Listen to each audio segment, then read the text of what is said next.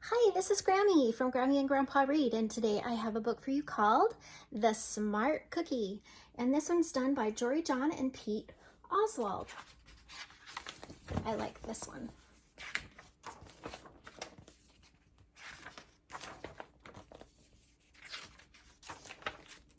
Greetings! I'm a cookie. I live in a bakery on the street corner near a river. Come on in.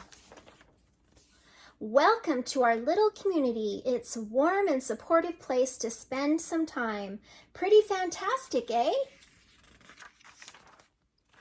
These days, life is sweet, but my journey wasn't always a cakewalk. When I was younger, I couldn't have imagined fitting in here.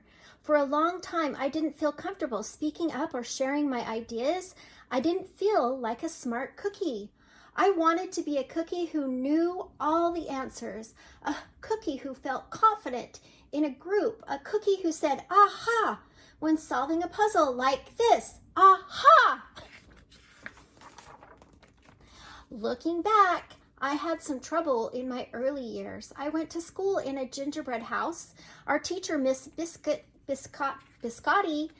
was kind and patient. When I arrived each morning, she'd wave at me and smile. But I didn't get the best grades, and I never raised my hand because I couldn't think of the answers as fast as the others. And I was the last to finish most tests. It wasn't because I didn't care, and it wasn't because I didn't try. Sometimes I'd get distracted and mess up, even though I knew the material. Those were the most frustrating moments of all. Once I misspelled dough. That was rough. Another time I added when I meant to subtract. I imagined that my desk was a raft and that I was completely lost at sea because that's what it felt like. Oh, whoops. Occasionally we'd have a lesson where I had absolutely no idea what was happening. I just couldn't keep up. I'd imagine my desk was a raft and that I was completely lost at sea because that's what I felt like. At night, I slept in a cookie jar. I had about 6 dozen roommates. Move, you move, no, you move. No, you move, no, you move. I'd stay awake, staring out the window and worry. And it went like this day after day.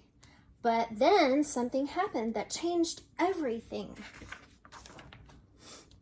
It all started with a homework assignment. Miss Biscotti requested our attention one afternoon. Tonight, I would like you to create something completely original, she announced. It can be anything you want. Please bring it to class tomorrow. That was it. There was no further instructions. Miss Biscotti winked at me as I gathered my belongings. I felt like I had a million butterflies in my stomach. Create anything? Something original? Due tomorrow? Gulp. When I got home, I immediately went to work. At first, I tried a cooking project. The results were half-baked. Next, I tried to hammer and nail something. It splintered immediately. Then I tried making a sculpture, and it was a complete bust. I wondered if I was about to fail yet another assignment. I was stuck. I stared out the window and I watched the rain hit the river. There was something mesmerizing about the water, how it moved in such a chaotic way, swirling around, yet ultimately figuring out exactly where it needed to go. Suddenly, I had an idea. I decided to write something, a poem. I came up with a title based on how I was feeling, My Crummy Days. After that, the rest seemed to fall into place. I wrote and I lost track of time. An hour went by in a flash. Aha, I said when I was finished. I couldn't sleep that night, but it wasn't because I was worried. It was because I was excited. I felt like I had really accomplished something. I felt smart. The following day, Miss Biscotti asked for volunteers to share what we'd created. One kid showed off his original frosting art. Another kid revealed a sprinkle distribution machine. It was neat seeing how everyone was good at such different things. Finally, Miss Biscotti turned to me. "Would you like to share anything?" she asked. Gulp. I thought I'd probably crumble under the pressure, but I made my way to the front of the classroom. I noticed my hands were shaking. My mouth went dry. "This poem is called My Crummy Days," and my voice cracked, and then I read it aloud. As I spoke, I noticed some kids nodding at certain lines. Other kids laughed at the parts that were supposed to be funny, but I built towards the finale. I felt myself becoming more confident and animated, and in the end, everybody clapped and cheered. I promise you this, I'll never ever forget it. Miss Biscotti was beaming. "No one but you could have written that poem," she said. "It was completely original." Aha! I had done it. I had created something and shared it with the world. Well, my world at least. The rest of the day was a blur. By recess, I was already planning my next poem. It would be called My Sweet Morning. Aha! I thought when I came up with the title. Later that afternoon, Miss Biscotti handed me a note. It said I should keep on writing no matter what. That meant so much to me.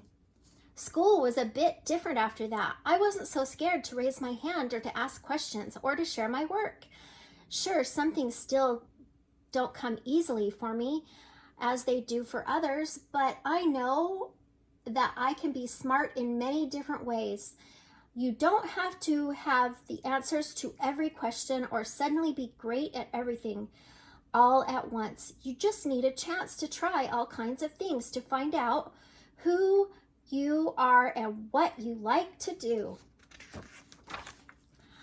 As for me, I learned that I can write and I can think up great ideas, and I've found plenty of other things I'm good at too. I no longer feel lost at sea.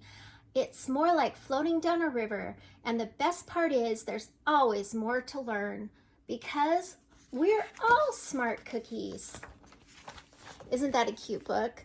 I hope that you will remember that even sometimes when you're not as good at something that you think that you should be at, you need to keep trying, and you will find the thing that you're really good at, and you've got to just keep trying. Have courage and keep trying. Please like the book and subscribe to our channel.